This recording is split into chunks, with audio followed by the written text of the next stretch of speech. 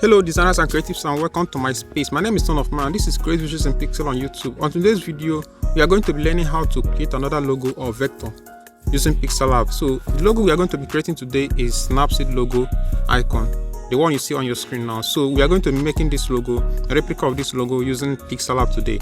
So if this is your first time viewing our channel, please don't forget to like, subscribe, and share our video, and let others learn from our content too. We have dropped series of video tutorials that will help boost your creativity skills on PixelLab logo design. So let's get started for today's video tutorial. So first of all, I need to get rid of this. I have my screen now. I'm going to go and import my sketch. Okay, right? So I'm going to rotate it and then crop it. Here we have it. So I'm going to position it this way, and then this is the first step I take, right?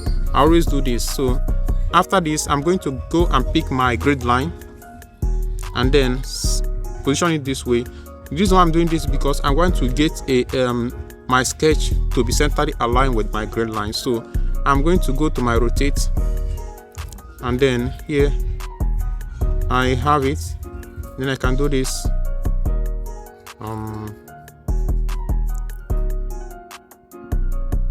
To get it centrally aligned, right? You see it now, it is perfectly crossed there. So here I have it. So I'm going to go and then turn down the opacity, right? So reduce the opacity, and after this I'm going to go here and then lock my sketch. So this is the first step I always take most of the time. So after this, now I'm going to make sure that I pick my other grid lines and make sure that I position them where they're supposed to be, so that I will get a perfect vector at the end of this. So this is what I will do now.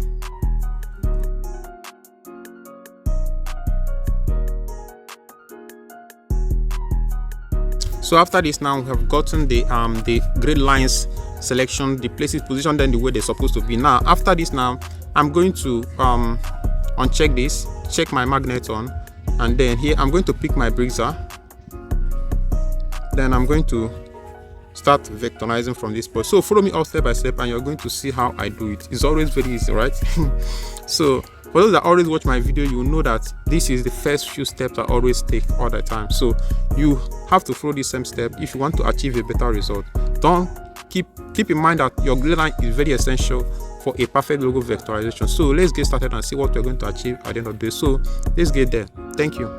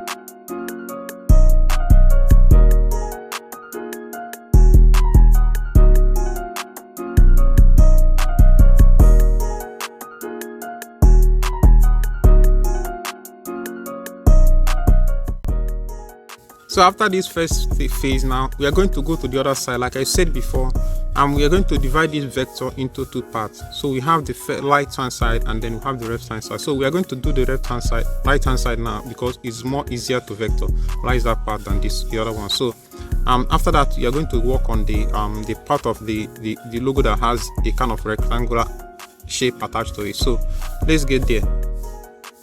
I'm going to pick my BEIZER as usual again. Okay, I'm going to create a totally new vector for this particular one. So here, and here I'm going to start my vectorization again.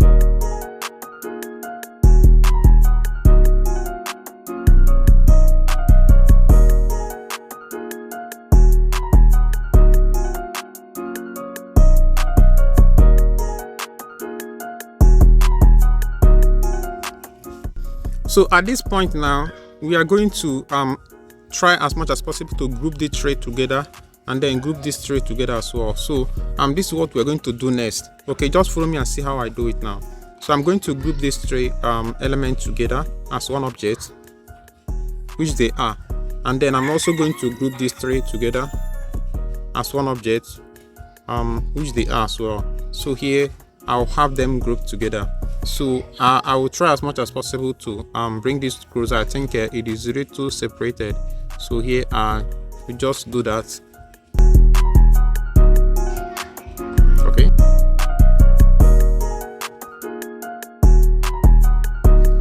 so here we have our snapseed icon, right? So I think the last thing we need to do here is to pick our shape tool, which is square, right? So I'm going to go to my color. I'm going to reduce the whiteness of the color to something like going to ash color. So here I will have this color here, and then I'm going to increase my radius. Okay, make sure you increase the radius here. So here I have my radius. Now I can go ahead and then position it where it's supposed to be.